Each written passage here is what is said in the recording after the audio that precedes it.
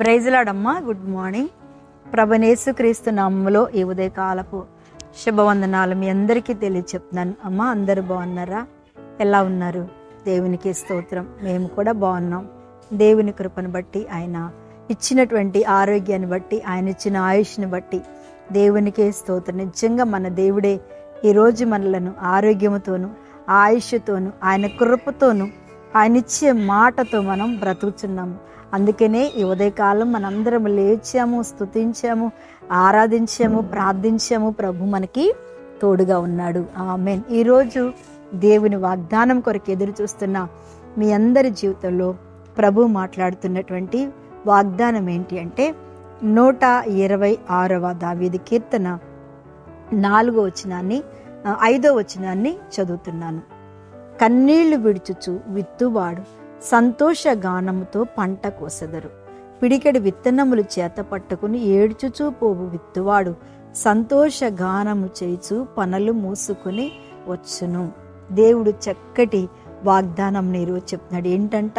కన్నీళ్లు కదా. ఈరోజు దేవుడు మనతో మాట్లాడుతున్న మాట, వాగ్దానం కన్నీళ్లు.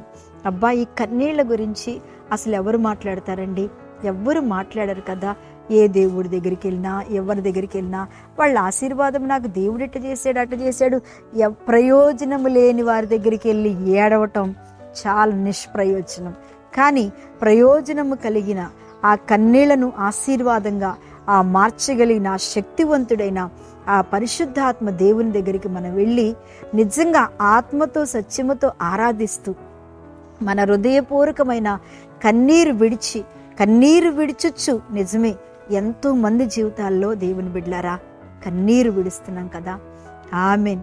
కన్నీరు విడుస్తున్న మీ అందరికీ, కన్నీళ్లతో ప్రార్థన చేస్తున్న మీకు, కళ్ళమ్మట నీళ్లు రాకుండా పెదాలతో ఎన్నో ప్రార్థన చేస్తాం. కానీ ఆత్మీయం చూడండి, యేసు ప్రభు కూడా ఎక్కడ కన్నీరు కార్చారైనా చూడండి, చెమట రక్తముగా మార్చెను. ఆయన కూడా కన్నీరు కార్చెను. ఎప్పుడంటే లాజరు చనిపోయినప్పుడు మార్తా మరి ఏడుస్తుంటే ఆయన కూడా హృదయములో దుఃఖపడ్డాడు. ఆమేన్. హల్లెలూయా.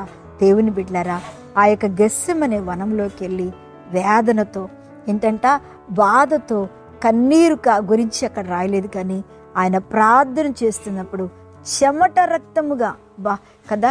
అంటే చెమట రక్తము అంటే ఎంత లీనమైపోయాడో ప్రార్థనలో.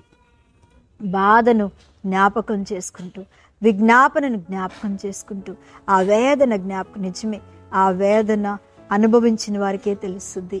ఆ కన్నీళ్లు అనుభవించిన వారికే తెలుస్తాయి. ఆ కన్నీళ్ల ప్రార్థన అసలు మనం ఎందుకు చేస్తాము అనేది చాలా మందికి తెలియదు.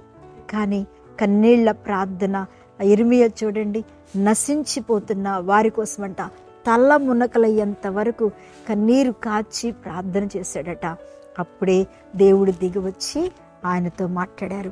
మనం చాలామంది కన్నీరు కాచి ప్రార్థిస్తుంటే చాలామంది మనల్ని ఎగతాళి చేస్తారు కదండి. క్రైస్తవులకి ఎప్పుడు ఏడిపోయినా, కొంతమంది అయితే మా సేవలోకి వచ్చినప్పుడు మేము కన్నీరు కాచి ఏడ్చి ప్రార్థన చేస్తున్నప్పుడు, అమ్మో అక్కడికి వెళ్ళొద్దు, ఎప్పుడు అక్కడ ఏడుపులు మొత్తుగోళ్లే ఉంటాయి, అమ్మో వాళ్ళని చూస్తుంటే మాకెట్లాగో చిరాకేస్తుంది అనేవాళ్ళు కదా. నిజమే, ఏమేస్తుందంట? చిరాకేస్తుందంట వాళ్ళకి. నిజమే.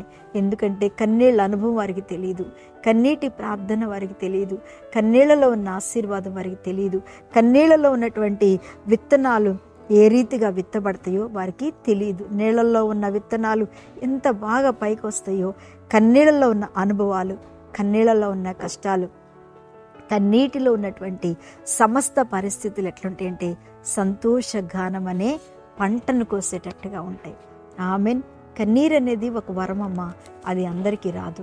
దేవుడు కూడా అది అందరికి ఇవ్వరు. ఒక ఇర్మియా భక్తుడికి ఇచ్చాడు, దావీదు భక్తుడికి ఇచ్చాడు. దావీదంట ఆయన అన్నాడు, అయ్యా ఏడ్చి ఏడ్చి నా పరుపు తేలాడుతుంది. చూసారా, ఆయన సింహాసనానికి అధిపతి అయ్యాడు. ఇర్మియా నశించిపోతున్న ఆత్మలకు సింహాసనం ఎక్కే యోగ్యుడయ్యాడు. అలాగే మన జీవితంలో దేవుని బిడ్డలరా, కన్నీరు కారుస్తున్నావా? దేవుని సన్నిధిలో నా కన్నీరు ఇక తీయడా దేవుడు అనుకుంటున్నావా? నా కన్నీటికి ఇక అంతము లేదో అని అనుకుంటున్నారా ఎవరైనా? ఎప్పుడు నా జీవితంలో ఏడవలసిందేనా? ఎప్పుడు కన్నీరు కారవాల్సిందేనా? ఇక ఈ కన్నులు ఈ నీళ్లుంటాయా, ఇంకిపోతాయా అని బాధ అనిపిస్తుందా? భయపడకు. ఎందుకో తెలుసా? ప్రభువైన యేసు మనకు తోడుగా ఉన్నాడు. ఆయన కృప మనకి తోడుగా ఉంది. ఆయన సన్నిధి మనకి తోడుగా ఉంది. నీ కన్నీళ్లలో ప్రతి ఆశీర్వాదము కొట్టుకుని వస్తుంది. నీ కన్నీళ్లలో, నీ కుటుంబంలో, పిల్లలు రక్షణలో, నీ భర్త రక్షణలో, నీ భార్య రక్షణలో, నీ పరిస్థితులు ఆనందంలో కొట్టుకుని రాబోతున్నాయి. అందుకే దేవుడు మనకిచ్చిన గొప్ప వరం కన్నీళ్ల ప్రార్థన. చెప్పండి అందరూ, కన్నీళ్లతో విత్తువాడు సంతోషగానం అనే పంటనికి వస్తాడు. ఈ దినమున ప్రభు వాగ్దానం.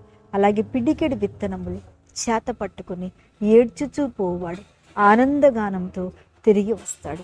నిజమే అయ్యా, ఇదే నాకుంది, అయ్యా ఇదే నా పరిస్థితి అని ఏడుస్తూ ఉన్నావా? దేవుని చేతులు పెట్టు. తప్పకుండా ప్రభు నీ కన్నీటిని నాట్యముగా మారుస్తాడు. తప్పకుండా నిన్ను ఆశీర్వదిస్తాడు. తప్పకుండా దేవుడు నీ కుటుంబంలో అద్భుతమైన కార్యం, నీ కన్నీళ్ళకి దేవుడు కార్యం చేస్తాడు. కళ్ళు మూసుకోండి, ప్రార్థన చేస్తాను. మహాపరిశుద్ధుడా, మహిమ కలిగిన తండ్రి, స్తోత్రములు దేవా. ఈ సమయంలో ఎంతమంది బిడ్డలైతే ప్రార్థిస్తున్నారు, ప్రభు స్తుతిస్తున్నారు, వారి జీవితంలో నాయన మీరు ఈరోజు ఉదయకాలం అంతా వారికి తోడుగా నీడుగా ఉండి నడిపించి తండ్రి దీవించమని, మహిం పొందుకోమని, ప్రతి ఒక్కరిని ఓదార్చి ధైర్యపరిచి కన్నీళ్లు ఆనందముగా మార్చి దీవించమని యేసు నామమున అడుగుచున్నాను తండ్రి.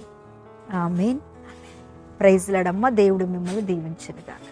ఆమేన్.